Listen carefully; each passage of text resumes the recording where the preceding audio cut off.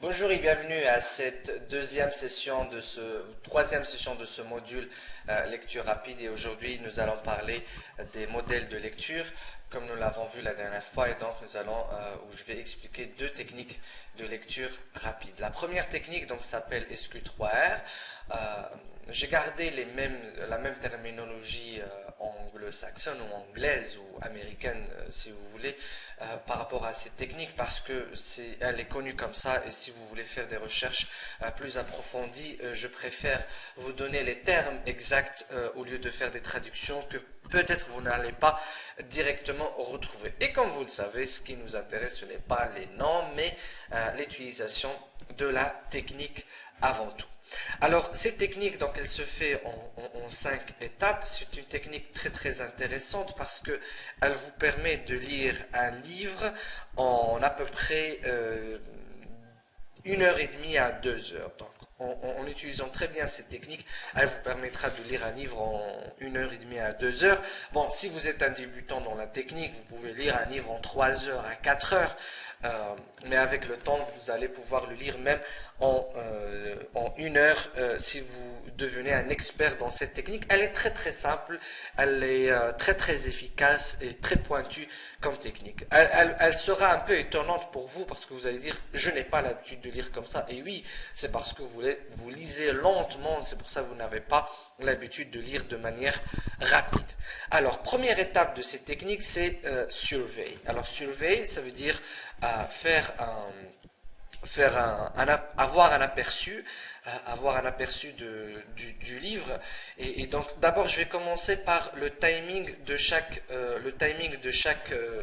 étape, parce que le timing est très important. Et si vous commencez ou vous débutez dans ces techniques, vous avez besoin vraiment de faire attention au temps que vous passez sur chaque étape. Il ne faut vraiment pas le dépasser. Alors, premièrement, donc pour la première étape où alors je vais effacer ça, c'est pas ce que je cherche à faire. Donc pour la première étape donc, de cette phase, il faut s'assurer que ça va prendre uniquement 1 heure, enfin 10 minutes, pardon, 10 minutes pour cette première phase. Donc 10 minutes à passer. Alors qu'est-ce que vous avez besoin de faire pendant ces 10 minutes? Alors c'est très simple, vous avez besoin de lire donc le sommaire, de lire attentivement le sommaire, de regarder la conclusion, de la lire aussi, de voir les images, s'il y a des images dans le livre, lire peut-être à propos de l'auteur, et optionnellement, si vous le désirez aussi, le livre est très volumineux, vous pouvez lire donc l'intro du livre. Donc ces 10 minutes, vous feuilletez le livre, vous lisez attentivement le sommaire, la couverture, la conclusion, les images, s'il y a des images sur l'auteur, l'introduction, et uniquement, et vous vous posez, et bon, vous feuilletez un peu le livre pour voir de quoi il s'agit. Donc comme j'ai dit, c'est un livre qui ne doit pas dépasser, c'est une phase qui ne doit pas dépasser les 10 minutes. Une fois que vous faites ça, donc vous aurez assez feuilleté le livre et lu le sommaire et l'introduction et la conclusion, vous allez entamer la deuxième étape qui est l'étape du questionnement. Alors cette deuxième étape doit prendre entre 20 à 15 minutes. Vraiment entre 20 à 15 minutes. Et là, vraiment, prenez un chronomètre pour voir combien de temps vous passez et suivre votre timing. Alors ici, c'est très simple. Vous allez vous poser un maximum de questions et ce que vous allez faire, c'est que vous allez prendre un crayon et vous poser donc un maximum de questions et de les rédiger. Alors, il va falloir les rédiger au bout de chaque chapitre. Comment vous allez faire? Alors, c'est très simple. Vous pouvez transformer les titres des chapitres sous forme de questions. Alors vous prenez les titres du chapitre et vous les transformez en questions. Un exemple, par exemple, si le titre du chapitre est, introduction ou à la finance, ou voilà, ça peut être ou histoire de la finance. Par exemple, c'est ça Histoire de la finance, c'est ça le titre du chapitre. Et vous ne connaissez rien de l'histoire de la finance. Alors, histoire, pardon, alors c'est pas ce que je vais écrire. Histoire de la finance. Disons, c'est, alors ça c'est F, de la finance. Alors, disons, c'est ça le titre. Les questions que vous allez avoir par rapport à ce titre sont très simples. Vous allez vous dire, quand est-ce que le mot finance a apparu? Quand mot, je vais juste utiliser les mots-clés. Quand mot finance. Par exemple, vous allez vous dire, mais au fait, ce que je veux savoir surtout, c'est l'argent. Quelle est la première fois ou première utilisation,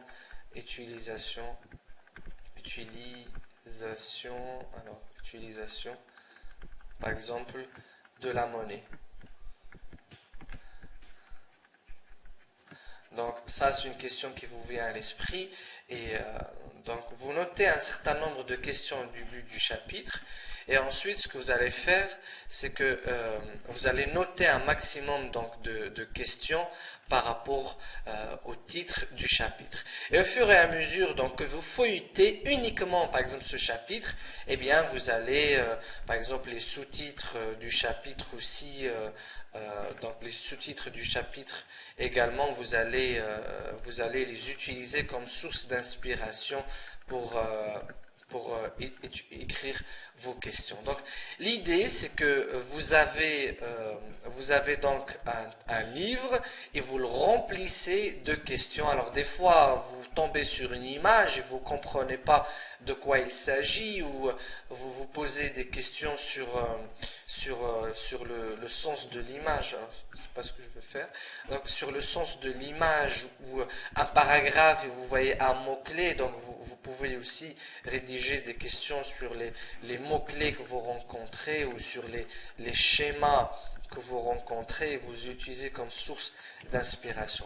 Donc ce qui va arriver, donc suite aux 20 aux 15 minutes, vous allez avoir un livre rempli de questions sur la marge ou au-dessus des titres avec plein de questionnements. C'est une phase très importante et primordiale et qui est extraordinaire parce que suite à cette phase, ce qui va se passer, c'est que vous allez vous retrouver avec un esprit vif, avec beaucoup de questions et du coup vous n'êtes plus en train de chercher à lire un livre, vous êtes curieux, vous avez envie de répondre à des questions importantes sur le livre. Alors pour chaque chapitre, n'abusez pas trop de questions, posez vraiment les questions qui sont très importantes par rapport à ce que vous désirez apprendre de ce livre uniquement.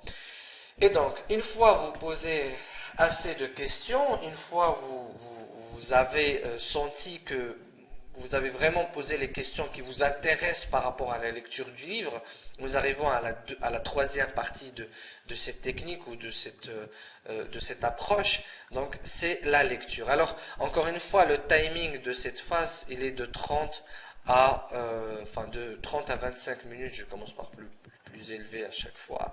C'est pour vous pousser à faire le minimum, hein, même si je vous dis de 30 à 25, si vous pouvez vous restreindre à 25 minutes et vraiment poser un chronomètre devant vous, si vous faites ça pour la première fois, pour pouvoir vous freiner ou accélérer votre recherche. Alors là, ce que vous allez faire, vous allez lire, pas lire n'importe comment, mais vous allez lire les paragraphes, les parties, les pages du livre qui peuvent apporter les réponses aux questions que vous avez rédigées donc sur chaque feuille. Alors, ce qui arrive, c'est que des fois, vous allez avoir des pages remplies de questions et vous allez avoir des pages que vous aurez tournées, mais bof, il n'y a aucune, les sous-titres ou les titres ou les mots-clés n'interpellent aucune question. Donc, dans ce cas-là, ne notez pas de questions, hein, c'est pas obligatoire. Vous notez uniquement les questions qui vraiment suscitent votre intérêt et auxquelles vous avez besoin de trouver des réponses. Et là, vous lisez rapidement. Alors, vous faites une lecture assez particulière parce que vous allez vous pencher sur les paragraphes et vous allez souligner uniquement les parties qui apportent une réponse. Et une fois vous aurez la réponse à la question, vous passez à une autre question qu'est-ce que j'ai dit? J'ai dit réponse aux questions. Donc, une fois que vous avez la réponse aux questions, vous passez à une autre question et vous cherchez d'autres réponses. Et au bout de 25 à 30 minutes, vous allez trouver toutes les réponses à vos questions. Et là, ah bon, des fois ça peut déborder, c'est pas grave si vous êtes au début de cette technique, mais l'essentiel c'est de trouver vraiment toutes les réponses à vos questions. Ensuite, vous allez arriver à la partie Recite. Donc, en fait, c'est une partie où vous faites une revue de ce que vous aurez trouvé comme réponse et peut-être vous approfondir sur certaines réponses et de noter ces réponses ou de les expliquer à voix haute. Donc cette partie prend entre 35 et à 25, enfin de 35 et 25 minutes. Donc l'idée ici, c'est que vous puissiez donc alors c'est là, donc c'est de prendre des notes. Là, vous faites une prise de notes. Vous faites une carte pour lier les idées. Et surtout, ce que vous allez faire dans cette partie aussi, c'est de expliquer les réponses à voix haute. Alors, soit à vous-même, vous vous parlez en vous expliquant vous-même, c'est pour ça que ça s'appelle reset, expliquer les voix haute, ou à les réciter les réponses à quelqu'un. Et sinon, la meilleure technique, si vous êtes étudiant, vous voulez maîtriser le livre assez rapidement, c'est que vous allez, donc ce que vous pouvez faire, c'est que vous pouvez fermer le livre,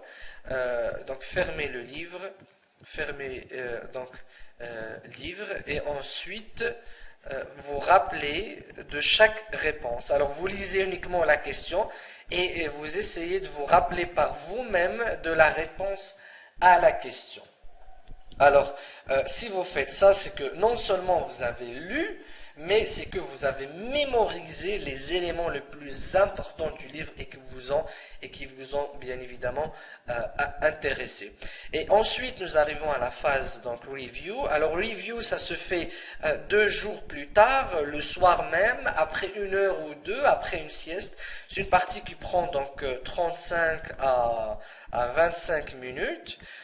Donc c'est une partie où ce que vous allez faire, c'est que vous allez réviser les réponses à vos questions que vous avez, donc les réponses que vous avez déjà.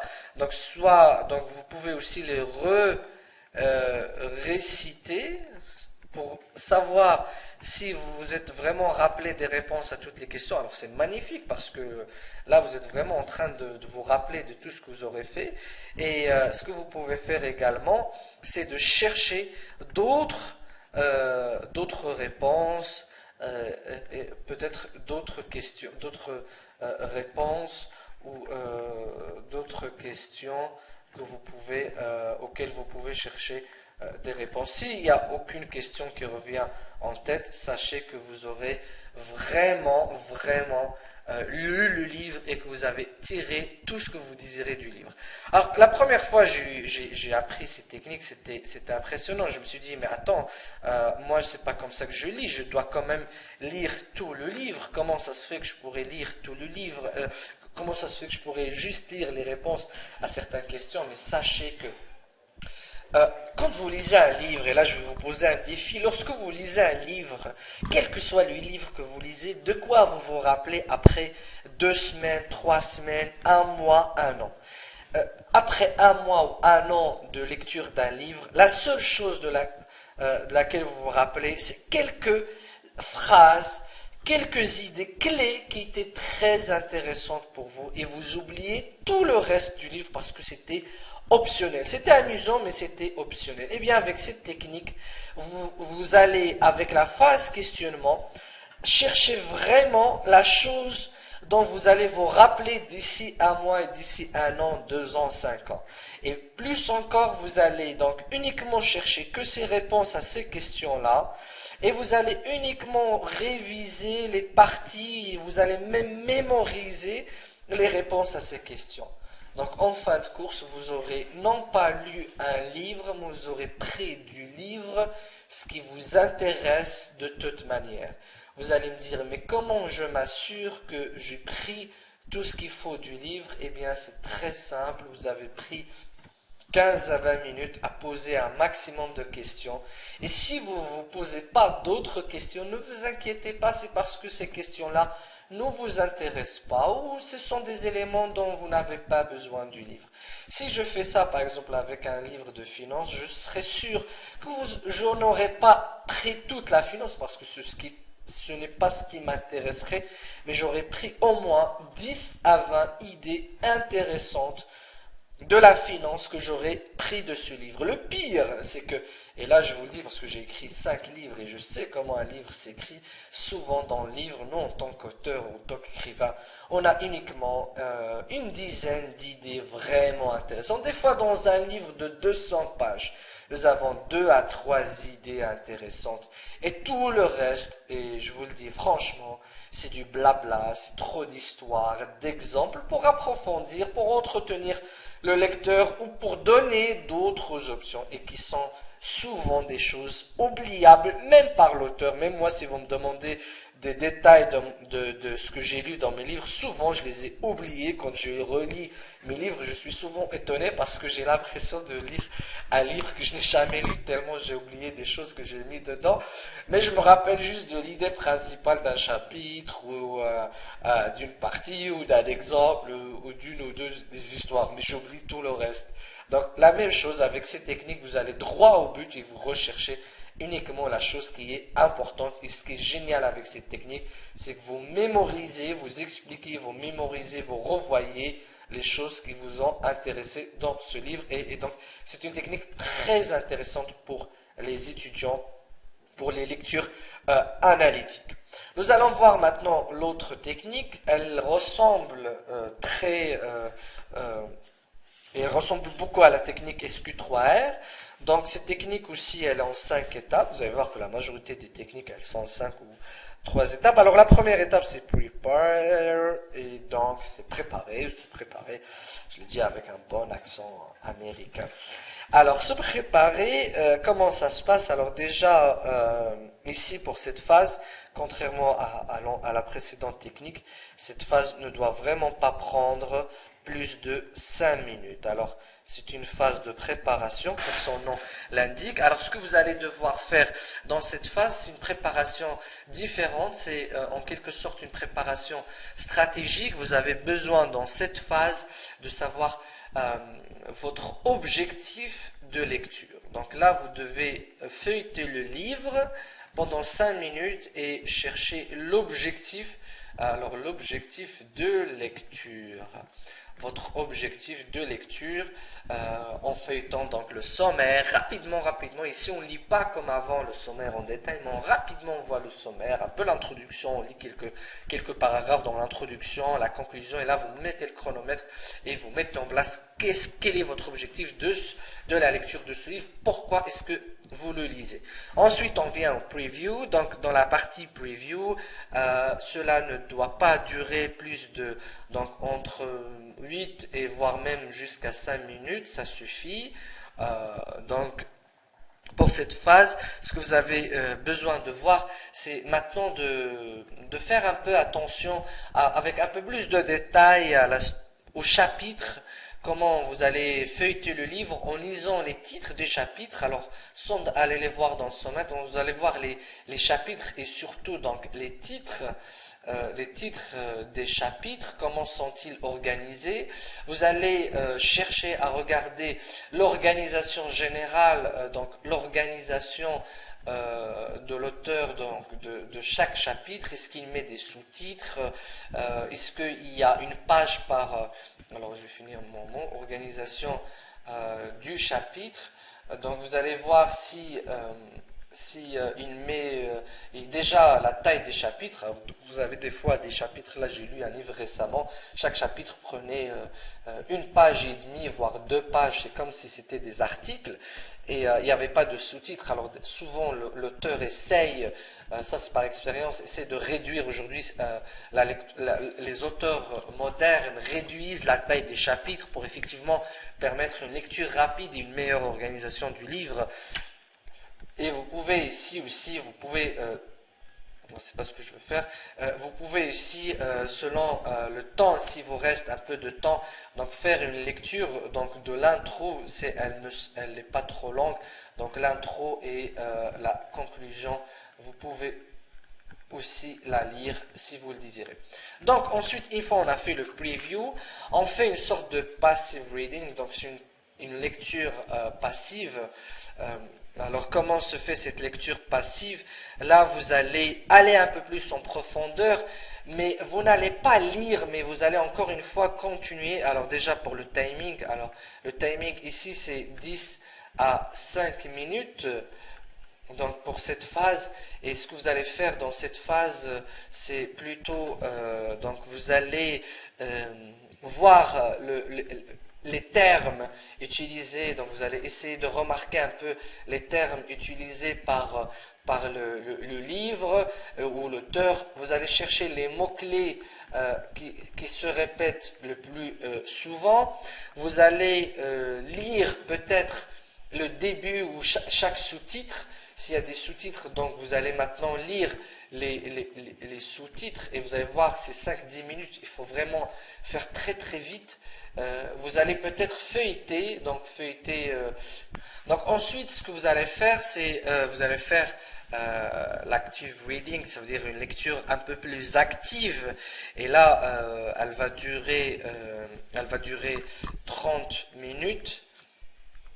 Cette lecture active, et donc ce que vous allez chercher ici, c'est que vous allez chercher les idées, et là vous allez chercher vraiment les idées, vous allez relever les idées donc principales de chaque chapitre, donc les idées principales de chaque chapitre. Et là vous allez voir aussi les idées, vous allez aussi pouvoir chercher les idées donc principales de chaque paragraphe. Donc vous allez chercher vraiment, et ça on peut dire que ce sont les idées donc secondaires que vous allez chercher par rapport à chaque paragraphe. La technique pour ça, c'est de lire le début de chaque paragraphe, juste la première phrase ou la dernière phrase de chaque paragraphe. Surtout dans la lecture anglo-saxonne, on utilise cette technique, on met les idées principales au début de chaque paragraphe ou enfin. Certains auteurs les mettent au milieu de chaque paragraphe. Donc là, 30 minutes, vous allez chercher juste les idées principales et les idées secondaires. Et une fois vous aurez relevé les idées principales et les idées secondaires, et là vous allez arriver à la dernière phase qui est le selective reading. Et donc dans le selective reading, ce que vous allez faire, c'est de la lecture sélective. Une fois maintenant que vous connaissez les idées principales et les idées secondaires, eh bien vous allez vous approfondir. Donc vous allez vous approfondir dans les idées intéressantes. Vraiment les idées que vous trouvez utiles pour votre lecture. Et une fois vous aurez approfondi chacune de ces idées, vous allez considérer que c'est bon, vous passez à une autre idée. S'il y a des idées principales qui ne vous intéressent pas, s'il y a des idées principales qui sont pour vous pas vraiment utiles, vous le faites pas. Et pour le timing donc, de cette phase, c'est vraiment 20 minutes. Il ne faut pas dépasser 20 minutes. Là, vous lisez vraiment uniquement pendant 20 minutes. Vous voyez chacune des idées. S'il y a des idées, bof, soit des idées que vous connaissez déjà, vous n'avez pas besoin de réapprendre l'approfondissement. Soit c'est des idées qui ne vous intéressent pas, soit des idées qui sont pour vous trop répétées, donc vous vous approfondissez pas. Alors comment on s'approfondit? Alors on lit les paragraphes qui expliquent uniquement l'idée. Une fois les paragraphes ont bien expliqué l'idée, bien évidemment, on abandonne et on passe à autre chose. Alors c'est une technique très très utile pour la lecture sélective, lorsque je veux lire de manière sélective, c'est une technique très très utile qui permet effectivement de lire uniquement les idées intéressantes. Alors j'utilise ces techniques lorsque je ne sais pas trop de quoi parle le livre, je ne sais pas trop comment je peux aborder le livre, contrairement à la technique précédente. La technique précédente, elle est très forte parce que dès le début, je me pose des questions très importantes et ce sont ces questions-là qui orientent ma lecture parce que je recherche les réponses aux questions et je m'arrête. Donc je ne vais pas très très loin. Et ici, je sais de quoi il parle le livre, c'est pour ça que je prends le temps. Alors cette technique, elle est plus longue. Celle-là, elle est beaucoup plus courte. Bon, celle-là, quand je dis longue, c'est pas des semaines. Hein. Ici, je lis le livre en 3 heures à peu près. Ici, je le lis, vous voyez, en moins d'1 heure. Hein. C'est vraiment une lecture en moins d'1 heure. C'est pour ça qu'elle est sélective. Mais ici, si vous avez peur de vous dire « Ah, mais je risque de rater des choses, j'ai pas envie de me poser des questions, j'ai envie de savoir de quoi parle le livre en entier », eh bien, vous n'avez pas besoin d'utiliser cette technique où je me pose des questions. Ici, on ne se pose pas de questions, on cherche vraiment toutes les idées principales du livre et ensuite, on s'approfondit dans les idées intéressantes. J'utilise souvent ces techniques pour ensuite travailler aussi sur les livres dont je connais déjà le thème. Alors, par exemple, si je lis sur un livre de développement personnel, par exemple, j'ai beaucoup lu sur comment organiser sa vie, la planification. Alors donc, c'est très intéressant de pouvoir jongler avec ces deux techniques. Ce que je vous conseille de faire, c'est de prendre des livres que vous n'avez pas lus et donc d'utiliser la première technique ou la deuxième et de les pratiquer sur ces deux livres différents. D'accord? Donc une fois que vous lisez un livre par exemple avec cette technique-là, donc vous prenez les idées, etc., vous faites les questions et tout.